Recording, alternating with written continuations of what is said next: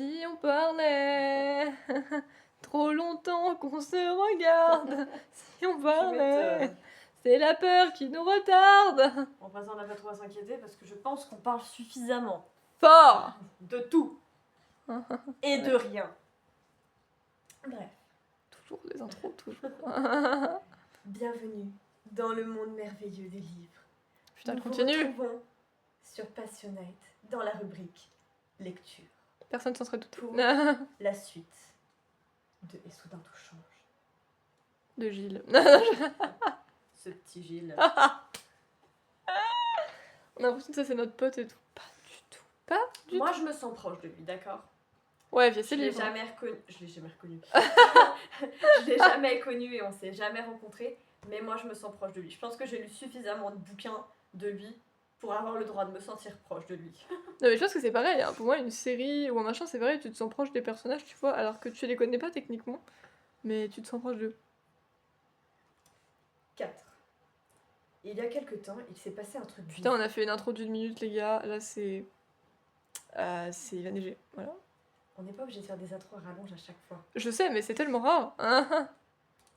Il y a quelque temps, il s'est passé un truc bizarre à la maison. Le soir, en général, quand je rentre, je trouve mon jeune frère, Lucas, en train de jouer avec notre chien, Zoltan. C'est Lucas qui a choisi ce nom, sûrement pioché dans une de ses BD de super-héros. Avec un nom pareil, on s'attend à ce que ce gentil toutou ait des lasers dans les pattes ou une vision à rayon X. Mais ses seuls super-pouvoirs révélés à ce jour sont ceux de renverser les poubelles pour les fouiller ou de rester des heures à regarder le frigo en espérant qu'une fée, probablement poilue et avec une truffe, viendra lui ouvrir la porte pour lui permettre d'avaler tout le contenu. Lucas et lui passent des heures à se poursuivre dans le salon autour du canapé, sur le canapé quand les parents ne sont pas là, et dans l'escalier qui monte aux chambres. Essayez donc de vous concentrer sur une équation du 3e degré avec un garçon qui hurle et un chien qui jappe en vous tournant autour. Au début, étant donné le comportement et le niveau des réflexions de mon frère, je me suis dit qu'il ne pouvait pas être né de parents humains. Ma mère était certainement allée l'acheter dans une animalerie pour que je puisse grandir avec un jouet vivant à la maison. C'est vrai que de ce point de vue-là, les premières années ont été extraordinaires. Il changeait de couleur quand je le maintenais sous l'eau, il me faisait rire à chaque repas en se loupant la bouche avec sa nourriture, chaque fois qu'il y avait un silence recueilli quelque part, il rôtait, et il était incapable de descendre l'escalier sans rouler comme un vieux clochard saoul. Waouh. Ça fait beaucoup quand même. C'est une description de son frère. Hein. Ouais, sais c'est pas plus- très Je flatteur. sais plus combien ils ont de différence d'écart, mais... C'est pas très flatteur. Hein. Il se pensait aussi les doigts dans tout ce qui ferme en poussant des cris de fouine castrée. Le respect il est mort, mais le respect il est mort de chez mort ici. Ah, Camille, elle a... Pas de respect. des Non, je déconne, je expressions, déconne. pas mal. Hein. Ah ouais, ils en ont tous, hein. Franchement, faudrait tous les faire se rencontrer, t'inquiète. Ils seraient en mode, mais on vit dans le même monde. Genre, tu fais se rencontrer Adrien et Camille, t'inquiète, ils ont le même genre d'expression. Hein. Quel jouet peut en offrir autant? Et sans pile? Bah, un Depuis, petit frère. Hein. à force de fréquenter d'autres garçons, je me demande parfois si tous les mecs ne viennent pas d'une animalerie. Ah. Avec le même talent, Lucas arrive à être super mignon et la minute d'après, incroyablement énervant. Je dois admettre que mon frère est un remarquable sujet d'étude. Quand je l'observe, il m'aide un peu à comprendre les mecs. Enfin, il m'aide surtout à savoir que ce n'est pas la peine d'essayer de les comprendre. On a beau n'avoir que 3 ans d'écart, un monde nous sépare. Par exemple, il mange n'importe quoi, il s'habille n'importe comment et il rigole pour des trucs affligeants. Parfois, les 3 se cumulent et ça donne quelque chose de sidérant.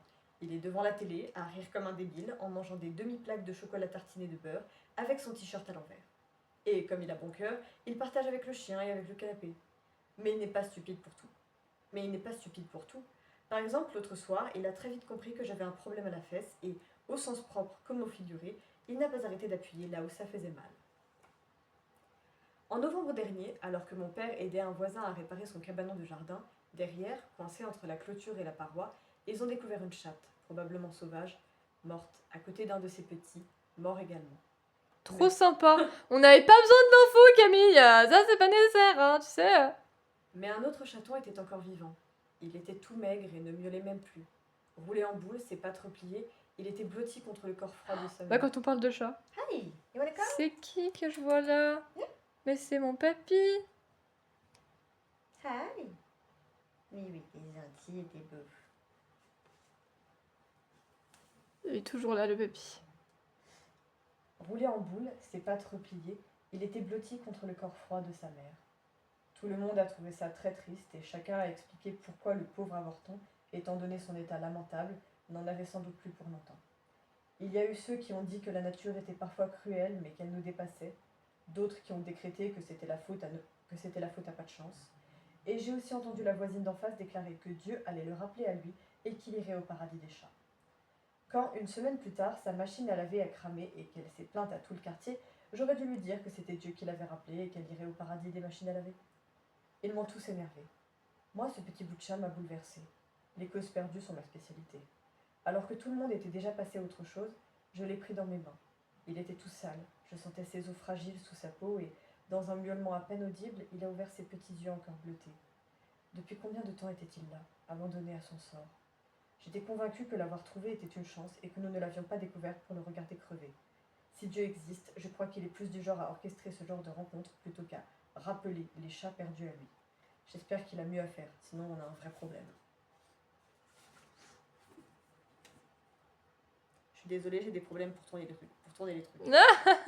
Ouais, vous savez Même déjà avec des ongles de 15 km de long, ça ne suffit pas. avec les cartes Pokémon aussi, enfin, vous savez. J'ai recueilli le chaton et maman m'a soutenue. J'ai passé tout mon temps libre à lui donner des biberons et à le caresser quand il dormait. Lucas m'a aidé.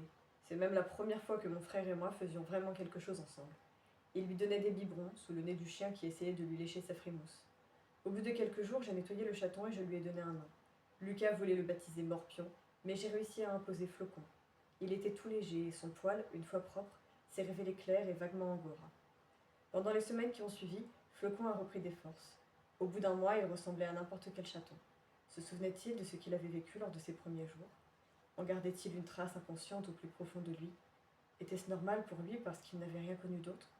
Ce genre de questions m'obsède, et j'y songeais en le regardant courir en crabe, faire le gros dos en se prenant pour un tigre ou tester ses griffes sur tout et n'importe quoi. En parlant de se faire les griffes, un soir, Flocon a décidé d'attaquer un joli ballon de baudruche toute griffe dehors. Le truc lui a explosé à la tête, le tétanisant de peur et le laissant en état de choc.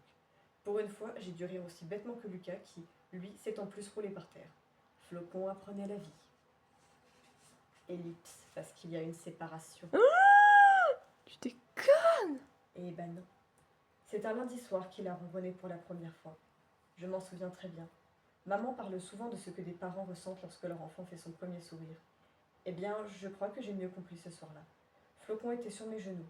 Je le caressais et, soudain, il s'est mis à vibrer. Au début, j'ai cru qu'il tremblait, mais non. Le petit ronflement est venu. J'en ai eu les larmes aux yeux de bonheur. Lucas a juste dit « Waouh, la vache! J'adorerais savoir péter comme ça !» Le plus terrible, c'est qu'il a aussitôt essayé. Au fil des semaines, Flocon est devenu bien vivant. Papa a demandé ce que je comptais en faire, mais il savait déjà que j'espérais le garder. Et c'est ainsi que nous nous sommes retrouvés avec un chat. Flocon a commencé à jouer, mais le plus curieux, c'est qu'il s'amusait avec Zoltan. Le chien l'a très vite adopté. Au début, le chaton escaladait le chien pour lui mordiller les oreilles ou le patasser. Un vrai tapis d'éveil. Flocon adorait aussi jouer avec la queue de Zoltan qui se prêtait de bonne grâce au manège. Et puis tout à coup, le chaton épuisé s'endormait contre son grand copain. Zoltan ne bougeait pas, prenant un soin touchant de la petite boule de poil. Puis le petit a commencé à se faufiler en cavalant sous les chaises, pendant que le gros le poursuivait en les faisant voler. Il se payait de sacrées parties. À Noël, le sapin a plusieurs fois failli dégager à cause d'eux, le jeune se terrant en dessous pendant que le gros balourd tentait l'impossible pour le débusquer. Ils sont devenus inséparables. Maintenant, le soir, le chat s'endort entre les pattes du chien. Zoltan laisse même le félin manger dans sa gamelle alors qu'il grogne quand c'est Lucas qui essaye. Et je vous jure que mon frère tente régulièrement. Le truc étonnant, c'est que le chat grandit avec pour seul modèle le chien. Du coup, Flocon développe certains comportements qui ne sont pas forcément ceux de son espèce.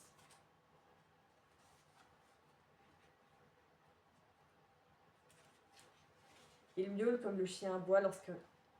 Il miaule lorsque le chien... Quoi, qu'est-ce Il miaule comme le chien aboie lorsque quelqu'un sonne, et il a tendance à aller chercher ce qu'on lui jette pour jouer. Voir le petit essayer d'imiter le grand est un spectacle génial. Par moments, on se retrouve avec Lucas à les regarder s'amuser tous les deux. Monsieur Fréteau, un de mes anciens profs de français, dit que la méthode d'éducation la plus puissante, c'est l'exemple. Ce qui se passe à la maison semble lui donner raison. Flocon est en train de prendre des habitudes de chien. Je redoute un peu le résultat, surtout avec Lucas comme guide spirituel. Je vois Flocon assis sur son petit derrière, qui se tord la tête pour regarder bien au-dessus de lui son modèle canin. Il est si petit, si mignon au pied de l'autre si grand. Flocon ne se demande pas s'ils sont de la même espèce. Ils vivent ensemble, c'est tout. Flocon croit-il qu'il deviendra aussi grand que Zoltan? Va-t-il lui aussi prendre l'habitude de s'endormir dans le canapé sur le dos en espérant des gratouilles sur le ventre? Je me demande. Madame Guerfion ne manquerait certainement pas de nous parler de l'inné et de l'acquis, de ce que nous sommes, de ce qui va nous conditionner et de ce que l'on devient. Vaste débat. Dès que le chat commencera à courser le facteur quand il passe le long de la clôture ou à boire l'eau des toilettes, je promets d'y réfléchir.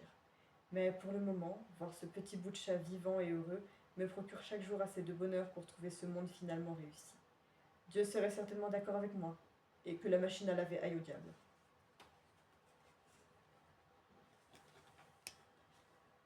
Encore une fois, on peut rien dire d'autre que c'est beau, hein. C'est Et- rare. Vive les chats! Ouais. Nous, on a Dizzy! C'est ma patata. Oh, Tchouk Tchouk, elle est dans la chambre. Je vais vous la montrer. Je vais pas vous la montrer maintenant, mais de toute façon, bien vous la là. voyez tout le temps. C'est Et là, bien. on a notre papy. Ouais. C'est Dizzy. Et lui, c'est une locomotive. Ah ça. Je sais pas si vous l'entendez d'où vous êtes, mais...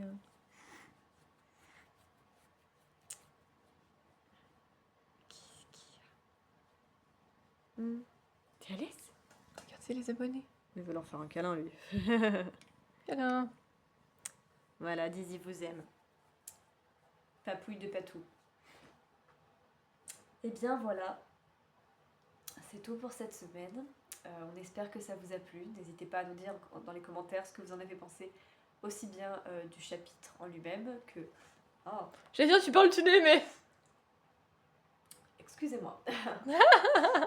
Aussi bien du chapitre en lui-même que de ma lecture et que de nos réactions. N'hésitez pas également toujours, si vous avez des recommandations, à les mettre en commentaire. Et puis nous, on vous retrouve la semaine prochaine pour la suite. D'ailleurs, petit spoil, mercredi nouveau concept. Soyez au rendez-vous.